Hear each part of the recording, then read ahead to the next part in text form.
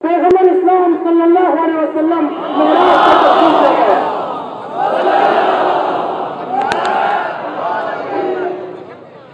یہ وہ مقدس سرزمین ہے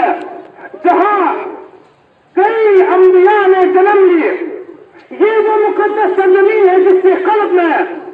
مسلمانوں کی قبلہ اول بیت المقدس واقع ہے۔ یہ وہ مقدس سرزمین ہے جو بحر روم کے کنارے آباد سرسبز و شاداب ہے، اور کئی دفعہ اسلام کی تاریخ میں اس سرزمین پہ حملے ہوئے اور وہاں رہ رہے مسلمان پوری آبادی میں سے 6% صرف یہودی آبادی وہاں پہ مقیم ہے، اور بدقسمتی کی بات ہے کہ آج وہی 6% یہودی وہاں سے 90% مسلمانوں پہ اپنی راج قائم کیے ہوئے ہیں، اور ناجائز طور پر قبلہ اول مسلمین کو غصب کر کے ناحق اپنے ظلم کے پنجے گاڑے ہوئے ہیں۔ امام راہی کی فرمان سے لے کر آج سے لے کر قیامت تک تمام مسلمان جب تک بیت المقدس کو مکمل آزادی نہیں ملتی، جب تک وہاں کے مسلمانوں کو اپنی سرزمین میں جینے کا حق حاصل نہیں ہوتا، تب تک سراپا احتجاج رہیں گے۔ امام کا یہ فرمان اس وقت بیت المقدس کی آزادی تک ہی محدود نہیں تھا۔ میں فقط اپنی نزاکت کو دیکھتے ہوئے، گرمی کی تنازع اور تپش کو نظر میں رکھتے ہوئے جمعیت العلماء کے اسٹیج سے یہ اعلان کرتا ہے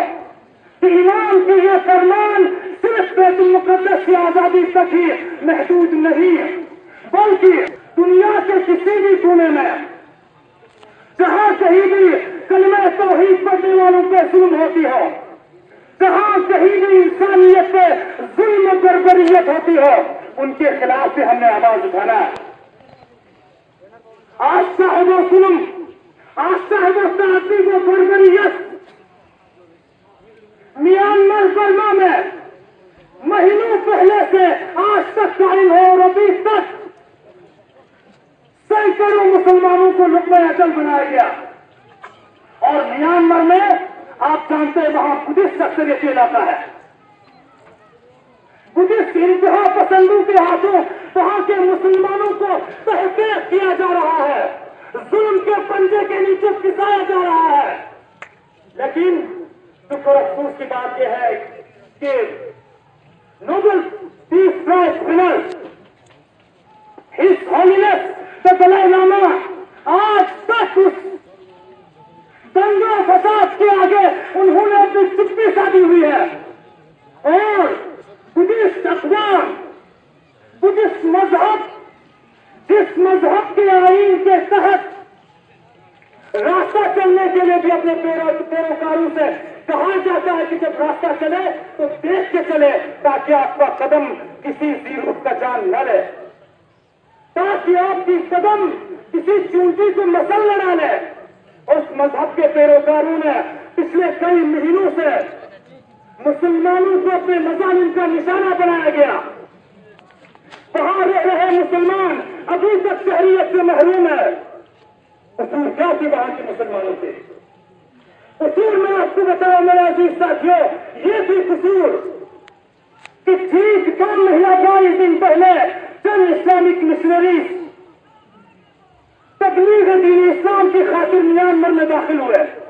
اور انہوں نے مسلم اکثریتی علاقوں میں جا کر تبلیغ دین اسلام کی کلمہ توحید کا پرچم بلند کیا، ہر مسلمانوں کو کہا کہ کلمہ توحید پڑھتے رہو۔ دوسرے دن نہیں بلکہ تیسرے دن 12 کے 12 مشنریز کو لقمہ اجل بنا ڈالا، اور جب وہاں کے مسلمانوں نے اس کے خلاف صدائے احتجاج بلند کی تو وہاں کی ظالم حکومت نے کیا کیا؟ ٹھیک جلوس پہ، جلسے پہ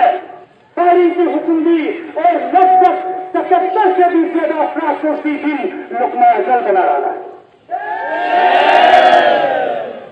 تب سے لے کر آج تک یہ سلسلہ سلسلہ قائم ہے. میں جمعیت العلماء کے اسٹیج سے حکومت وقت سے التماس کرتا ہوں کہ میانمار برما میں ہو رہے مظالم کے خلاف ڈپلومیٹک طریقے سے وہاں کی حکومت میں دباؤ ڈالے تاکہ وہاں کے مسلمان بھی چین کی سانس لے سکے, تاکہ وہ بھی راحت کی زندگی بسر کر سکیں. اسی طرح سے چاہے وہ ظلم مملکت خداباد نام نہاد جمہوری اسلامی پاکستان کے اندر اکثریتی فرقے کی جانب سے بار بار اقلیتی فرقے کے اوپر شیعہ مسلک سے